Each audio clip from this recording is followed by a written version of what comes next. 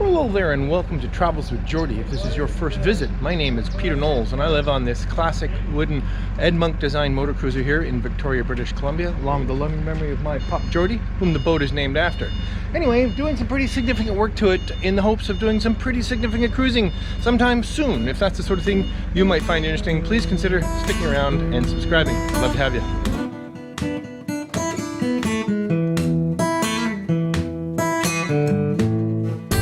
Well, today may be a washout. It's 6 o'clock in the morning and the yard is already going full steam. It's because yet again we're projected an all-time record high. In fact, today possibly over 40 degrees Celsius, which is really, really hot. I got very little done yesterday and I don't expect I'm going to get much more done today. I'm going to try and fair and sand and get the chine set up so I can finally get some boot stripe paint on. Anyway, I don't know why I'm telling you about what you're... Yeah, we'll see if I get that done. See ya. My gosh, it's getting hot already. Oy.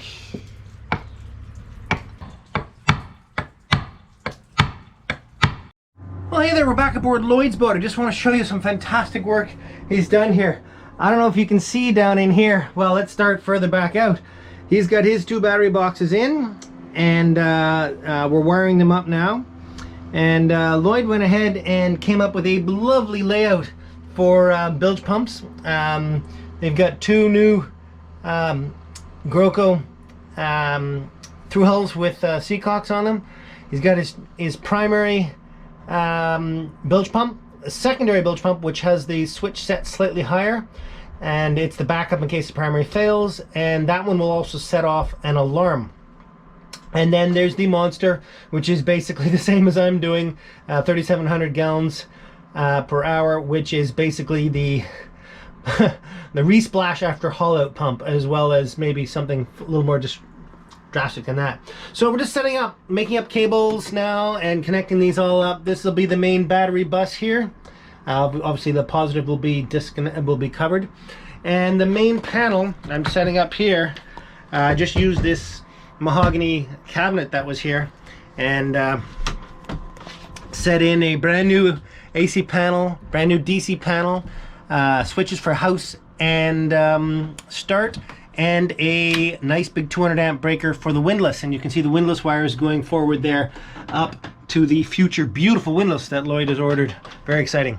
So inside it worked out quite neatly actually, and I'm just now setting up all the interconnects to connect the 2 battery switches through the charge relay, which is a device that allows one source of charging, let's say the alternator or solar or whatever, to charge both batteries. Anyway, we can get into more detail on these another time. And these will feed high current at the base of the main panel here, and then from there on it goes low current, because coming off here will be the windlass, which will actually come through this relay over here, and that's why this wire comes right to there. The other side of that will go to the high current in panel, and then the other one will be the inverter high current. The other is the feed high current, and then the last is not actually a very high current load. It'll be the wire that comes up and feeds the main DC panel. Anyway, it's going really quite nicely. We got to get going pretty quick because Lloyd's launches in just a few days. We just got to get enough of this working that he can operate the boat and the windlass. Cheers. This being the DC panel, when you buy them, they only come populated with 5. You have to add extra breakers if you want. So we're adding the extra 3 breakers. These 3 will actually be the 3 breakers for the 3 bilge pumps I just showed you. And they get these spiffy, here I'll put it on the wrong one. I've got these little lockout doors, which are really nice because you don't want to brush up against your DC panel and accidentally turn off your bilge pumps and then go away for the weekend. And there we go. Crazy spaghetti, I know, but all the heavy, well, the exception of 2 cables yet to be put on up to the windlass, all the heavy DC wires are in. I won't explain it all, but this cross mess here is so that between the 2 battery switches, this is basically the house switch, which naturally normally would be positioned to the house battery. This is the start switch, which would be normally positioned to the start battery.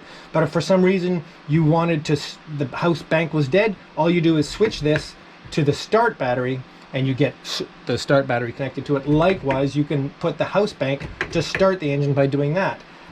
So it gives you full control. There's other ways of doing that, and there's a few people out there that might object to the system, but it actually works really, really well.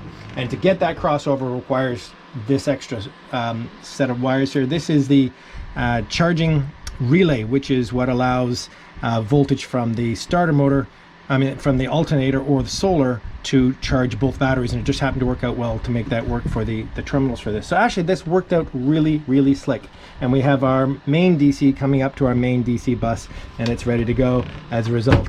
The lights go on and off now. Now we got to wire up some circuits. And good morning, another 5:30 start. And so what we're doing first thing, because it's going to be heavy work, is putting all his chain aboard. Will you look at this beautiful 300 feet of 5/16 galvanized chain? Anyway, we'll have to haul it up onto the foredeck and down into the chain locker. Holy moly.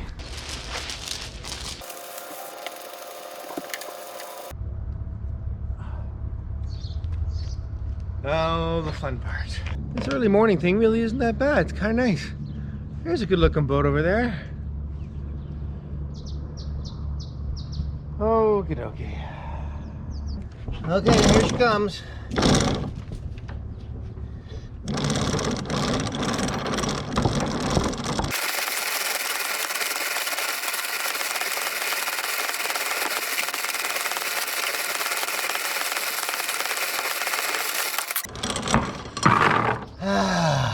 Now, just to be fair, this is not the bow roller. This just happened to be something that was on the boat for handling anchors. We just actually reinstalled it to be able to bring this chain up. And we're going to put a proper bowsprit out here with a proper new folding tipping bow roller and a beautiful new windlass. There we go, there's my morning exercise.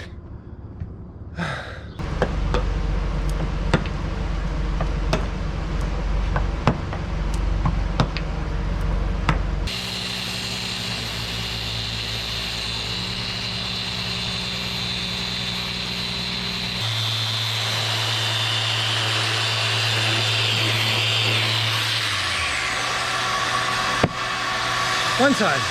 Well, that was kind. The marina manager just came by and is giving everyone bottled water today. Vector Yacht Services. Just getting some primer on. This is Pettit Easy Prime. I'm really only priming the area where the boot stripe is going to go, just for now, because I really have to keep moving on that particular part of this.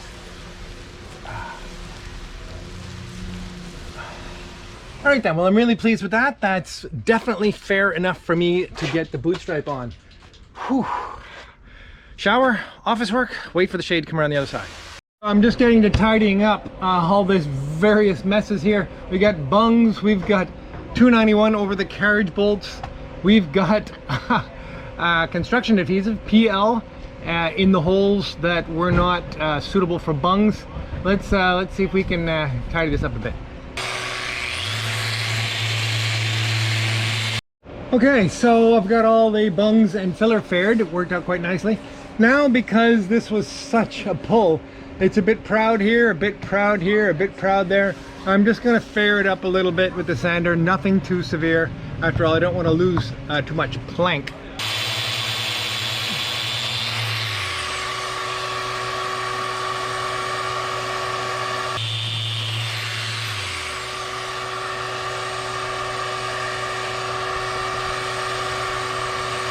Alright, so I'm finally advancing on the floors here, and I'm getting to the floors that have to be notched to suit the engine. And yes, I have to take 2.5 inches out of 3 floors. This one actually ends up just ahead of the oil pan, so it's going to be fine. So the next 3 floors I have to put a notch in, and I'm just trying to figure out how exactly I'm going to do that. I'm a little disappointed in that having to flood the bilge is deteriorating the beauty of some of these Douglas fir floors, but I'll clean them up a little bit and see if we can get them a little nicer. So I've determined I have to take 2.5 inches out, and I just have to decide how wide. I was thinking 24, but that takes a big notch out of here. I don't actually have to take it out until I get close to the engine. So let's have a look, see. Okay, so this is what I need, and to make it a little prettier, I think I'll just give it a bit of a curve in both directions.